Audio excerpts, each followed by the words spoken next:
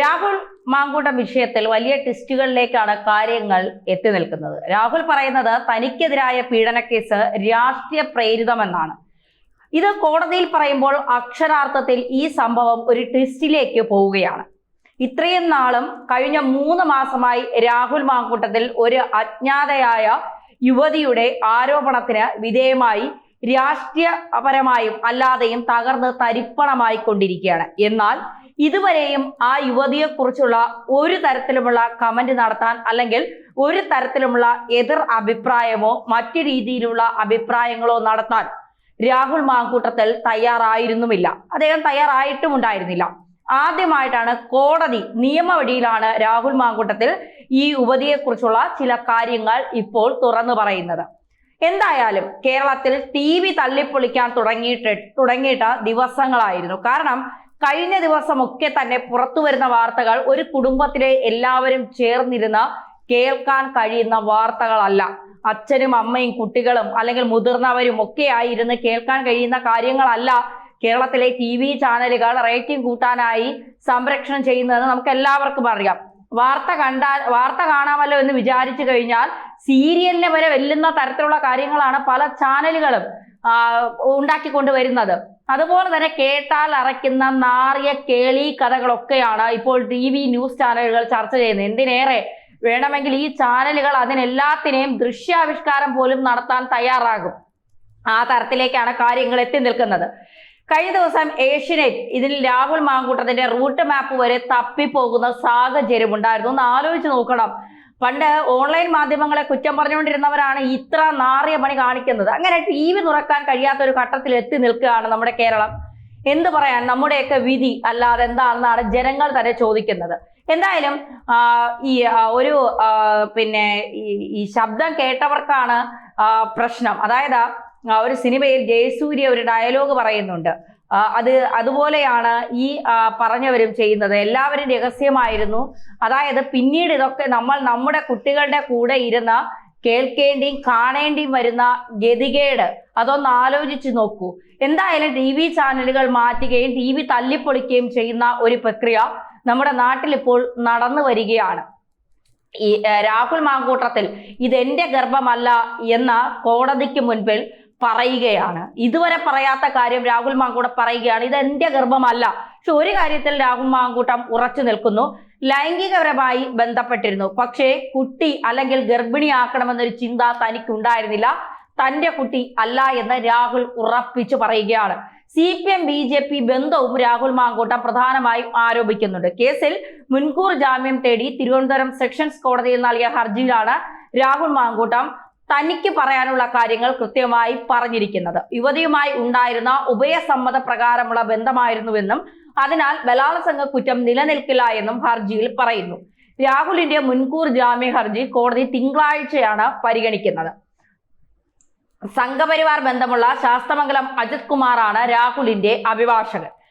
ബലാത്സംഗ കുറ്റവും നിർബന്ധിച്ച് ഗർഭചിത്രം നടത്തി എന്ന കുറ്റവും നിലനിൽക്കില്ല എന്നാണ് ജാമ്യ ഹർജിയിൽ രാഹുലിന്റെ വാദം. സോഷ്യൽ മീഡിയയിലൂടെയാണ് യുവതിയുമായി സൗഹൃദം തുടങ്ങുന്നത്. യുവതിയുടെ വിവാഹശേഷമാണ് ഫേസ്ബുക്കിലൂടെ ബന്ധം ആരംഭിക്കുന്നത്. യുവതി ഗാർഹിക പീഡനത്തിന് ഇരയായിരുന്നു. ഇതെല്ലാം കേട്ടപ്പോൾ യുവതിയോട് എനിക്കൊരു സഹതാപം തോന്നി. അങ്ങനെ സൗഹൃദം വളർന്നു. യുവതിയുമായിട്ടായിരുന്ന ഉഭയസമ്മത പ്രകാരം തന്നെയാണ് ഞങ്ങൾ ലൈംഗികമായി ബന്ധപ്പെട്ടത്. താൻ കാരണം ഗർഭിണിയായി എന്ന് പറയുന്നത് തെറ്റാണ്. താൻ ഗർഭിണിയാക്കിയിട്ടില്ല.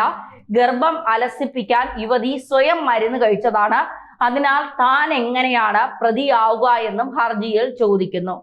ബന്ധമുണ്ടായിരുന്ന സമയത്തെ വാട്സപ്പ് ചാറ്റുകൾ അടക്കം യുവതി സൂക്ഷിച്ചു. ഇത് രാഷ്ട്രീയ ഗൂഢാലോചനയുടെ ഭാഗമാണ്. CPM BJP നെക്സസ് ആണ് ഇതിന് പിന്നിൽ. ഈ കേസിന് ശബരിമല സ്വർണ്ണക്കൊള്ളയുടെ നാണക്കേട് മറയ്ക്കാനാണ് തന്നെ ഇതിൽ സർക്കാർ കരുവാക്കുന്നത് എന്നാണ് രാഹുൽ മാങ്കൂട്ടത്തിന്റെ വാദം. യുവതി മുഖ്യമന്ത്രിക്ക് പരാതി നൽകിയതോടെ കേസിന് രാഷ്ട്രീയ മാനം ഉണ്ടെന്ന് വ്യക്തമാകുന്നുവെന്നും ഹർജിയിൽ രാഹുൽ മാങ്കൂട്ടം പറയുന്നുണ്ട്. യുവതിയുടെ ഭർത്താവ് BJPയുടെ നേതാവാണ്. യുവതി ജോലി ചെയ്യുന്ന സ്ഥാപനവും തനിക്കെതിരെ കേസ് കൊടുക്കാൻ സമ്മർദ്ദം നടത്തി. ഇത് പറയുന്ന ഓഡിയോ കയ്യിലുണ്ടെന്നും രാഹുൽ പറയുന്നു. ഇതോടെ പ്രോസിക്യൂഷനും ശാസ്തമംഗലം അജിത്തും തമ്മിലെ വാദം നിർണായകമാവുകയാണ്. കോടതിയുടെ തീരുമാനവും നിർണായകമാകും. ഇരയായ പെൺകുട്ടി പോലീസിന് നൽകിയ മൊഴിയുടെ വിശദാംശങ്ങൾ പുറത്തു വന്നിരുന്നു. മാങ്കൂട്ടത്തിൽ നിർബന്ധിച്ച് ഗർഭചിത്രം നടത്തി എന്ന അതിജീവിത മൊഴിയിൽ പറയുന്നു. ബാംഗ്ലൂരിൽ നിന്ന് മാങ്കൂട്ടത്തിന്റെ സുഹൃത്ത് ഗുളിക എത്തിച്ചു നൽകി. ഭീഷണിപ്പെടുത്തിയാണ് തന്നെ കൊണ്ട് ഗുളിക കഴിപ്പിച്ചത്. ഗുളിക കഴിച്ചെന്ന വീഡിയോ കോളിലൂടെ മാങ്കൂട്ടം ഉറപ്പുവരുത്തുകയും ചെയ്തു. ഇതാണ് മൊഴിയിൽ പറയുന്നത്. നിലമ്പൂർ ഉപതെരഞ്ഞെടുപ്പ് സമയത്താണ് ഗുളിക പെൺകുട്ടിക്ക് എത്തിച്ചത്. കുഞ്ഞുണ്ടായാൽ തന്റെ രാഷ്ട്രീയ ഭാവി പ്രതിസന്ധിയിലാകുമെന്നാണ് മാങ്കൂട്ടത്തിൽ പെൺകുട്ടിയോട് പറഞ്ഞിരുന്നത്. എന്നാൽ പെൺകുട്ടിയെ ഗർഭിണിയാക്കാൻ മാങ്കൂട്ടത്തിൽ പ്രേരിപ്പിക്കുന്ന സന്ദേശങ്ങളും മുൻപ് പുറത്തു വന്നിരുന്നു. നീ ഗർഭിണിയാകാൻ തയ്യാറെടുക്കൂ, നമ്മുടെ കുഞ്ഞിനെ വേണം എന്നായിരുന്നു മാങ്കൂട്ടത്തിന്റെ സന്ദേശം. പിന്നീട് ഗർഭധാരണത്തിന് ശേഷമാണ് അശാസ്ത്രീയ ഗർഭചിത്രത്തിന് പെൺകുട്ടിയെ മാങ്കൂട്ടത്തിൽ നിർബന്ധിച്ചത്. സമ്മതമല്ല എന്നറിയിച്ചപ്പോൾ ഭീഷണിപ്പെടുത്തിയെന്നാണ് പെൺകുട്ടി പറയുന്നത്. ഗർഭചിത്രത്തിന് കഴിയില്ല എന്ന് പറഞ്ഞപ്പോഴെല്ലാം മാങ്കൂട്ടത്തിൽ അസഭ്യം വിളിച്ചു പറഞ്ഞു. അറിയില്ല, ഇതൊക്കെയാണ് യുവതി പറയുന്നത്. എന്തായാലും യുവതി പറയുന്ന കാര്യങ്ങൾ അപ്പാടെ വെട്ടിലാക്കുന്നത് തന്നെയാണ് രാഹുൽ മാങ്കൂട്ടത്തിന്റെ ഹർജിയിൽ പറയുന്നത്. യുവതിയെ കൂടി വെട്ടിലാക്കുന്ന കാര്യമാണ്. ഏതായാലും കോടതിയിൽ രാഹുൽ കള്ളം പറയില്ല എന്നാണ് പറയുന്നത്. കോടതിയിൽ വീണ്ടും രാഹുൽ തന്റെ കളി തുടങ്ങി. കോടതിയിൽ രാഹുൽ തീർച്ചയായും തിരിച്ചടിക്കുമെന്ന് തന്നെയാണ് പറയുന്നത്. കഴിഞ്ഞ ദിവസങ്ങളിൽ യുവതി പരാതിയുമായി വന്നപ്പോൾ തന്നെ രാഹുൽ മാങ്കൂട്ടത്തിനോട് പറഞ്ഞിരുന്നു, മാങ്കൂട്ടം താങ്കൾ തിരിച്ചടിക്കണം, താങ്കൾ തീർച്ചയായും ഇതിനെതിരെ തിരിച്ചടിക്കണം, ആഞ്ഞടിക്കണം, ഇല്ലെങ്കിൽ തങ്ങൾക്ക് ഇത് കേടാണ്, ദോഷമാണ്, തങ്ങളുടെ ഭാവിക്ക് പോലും ഇത് ശരിയായ രീതിയിൽ വരില്ല, അല്ലെങ്കിൽ ഇത്തരം സ്ത്രീകൾ ഇത്തരം പുരുഷന്മാരുടെ ജീവിതം തുലയ്ക്കാനും നശിപ്പിക്കുവാനും ഇനിയും ഇറങ്ങും എന്നൊക്കെ രാഹുൽ ഈശ്വർ പറയുന്നുണ്ട്. രാഹുൽ ഈശ്വറിന്റെ വീഡിയോയിൽ തന്നെയാണ് ഇതൊക്കെ പറയുന്നത്. എന്തായാലും രാഹുൽ മാങ്കൂട്ടം കോടതിയിൽ വലിയ രീതിയിൽ അദ്ദേഹം തന്റെ ഭാഗം ന്യായീകരിച്ചുകൊണ്ട് വന്നിട്ടുണ്ട്. മാത്രമല്ല നിയമപരമായി താൻ ഒരു തരത്തിലുള്ള കുറ്റം ചെയ്തിട്ടില്ല എന്നാണ് രാഹുൽ മാങ്കൂട്ടം പറയുന്നത്. കോടതിയിൽ കൃത്യമായി തന്നെ അദ്ദേഹം കാര്യങ്ങൾ വിശദീകരിക്കണമെന്നുമുണ്ട്. കുഞ്ഞ് വേണമെന്നുള്ളത് ആരുടെ ആഗ്രഹമായിരുന്നു എന്നും ഇപ്പോൾ എന്തിനാണ് ഗർഭചിത്രത്തിന് നിർബന്ധിക്കുന്നതെന്നും പെൺകുട്ടി മാങ്കൂട്ടത്തിനോട് ചോദിക്കുന്ന ശബ്ദരേഖയും പുറത്തു വന്നതാണ്. ഗർഭചിത്രത്തിന് താൻ താല്പര്യമില്ല എന്നായിരുന്നു മാങ്കൂട്ടത്തിന്റെ ഭീഷണിയെ തുടർന്നാണ് താൻ സമ്മതിച്ചതെന്നും പെൺകുട്ടി പറയുന്നുണ്ട്. ഗുളിക കഴിച്ച ശേഷം ഗുരുതരമായ ആരോഗ്യ പ്രശ്നങ്ങൾ ഉണ്ടായി. 20 പേജ് വരുന്ന മൊഴിയാണ് റൂറൽ എസ്.പിക്ക് പെൺകുട്ടി നൽകിയത്. 5.5 മണിക്കൂറിലേറെ മൊഴിയെടുക്കാൻ സമയമെടുത്തു. അതിജീവിതയുടെ പരാതിയിൽ ജാമ്യമില്ലാ വകുപ്പ് പ്രകാരം വലിയമല പോലീസാണ് മാങ്കൂട്ടത്തിനെതിരെ കേസെടുത്തത്. പിന്നീട് നിയമ പോലീസിന് ഈ കേസ് കൈമാറി. ലൈംഗിക പീഡനം, ഗർഭചിത്രത്തിന് പ്രേരണ, വധഭീഷണി തുടങ്ങിയ ആരോപണങ്ങളും ഉന്നയിച്ച അതിജീവിത പരാതി നൽകിയതിനെ തുടർന്നാണ് കേസ് ഈ ജീവപര്യന്തം, അതായത് 10 വർഷം മുതൽ ജീവപര്യന്തം വരെ തടവ് ശിക്ഷ ലഭിക്കാവുന്ന കുറ്റങ്ങളാണ് ചുമത്തിയിരിക്കുന്നത്.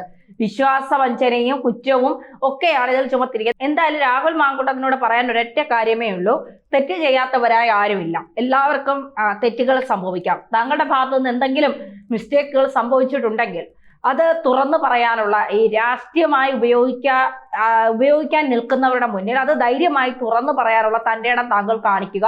അത് കോടതിയിലൂടെ ആണെങ്കിലും അല്ലാതെയാണെങ്കിലും. തെറ്റ് ചെയ്തിട്ടില്ലെങ്കിൽ, ഈ പറയുന്ന രീതിയിലുള്ള തെറ്റുകൾ താങ്കൾ ചെയ്തിട്ടില്ലെങ്കിൽ ശിക്ഷ അനുഭവിക്കാൻ താങ്കൾ യോഗ്യനുമല്ല എന്നുള്ളതാണ്. ആരെങ്കിലും ചെയ്ത തെറ്റിന് താങ്കൾ ശിക്ഷ ഏറ്റുവാങ്ങേണ്ട കാര്യമില്ല. ചാനലുകൾ ആരും ജഡ്ജിമാരല്ല, ചാനലുകളൊന്നും കോടതികളുമല്ല. ഇതൊക്കെ തീരുമാനിക്കാൻ ഇവിടെ നിയമപാലകരുണ്ട്, അല്ലെങ്കിൽ കോടതികളുണ്ട്, ദൈവതുല്യരായി കാണുന്ന ജഡ്ജിമാരുണ്ട്. അവർ തീരുമാനിക്കട്ടെ ഇതിലെന്താണ് നടന്നത്, അല്ലെങ്കിൽ താങ്കളുടെ ഭാഗവും അതിജീവിതയുടെ ഭാഗവും കേട്ടിട്ട് എന്താണ് സംഭവിച്ചതെന്ന് അവർ തീരുമാനിക്കട്ടെ. പക്ഷേ ഇനിയും താങ്കൾ ഒന്നും മൂടി വെക്കരുത്. സംഭവിച്ചതൊക്കെ ഇത്രയൊക്കെ ആയ സ്ഥിതിക്ക് സത്യമായി പറയാനുള്ള ബാധ്യത താങ്കൾക്കുണ്ട് എന്ന് മനസ്സിലാക്കുക.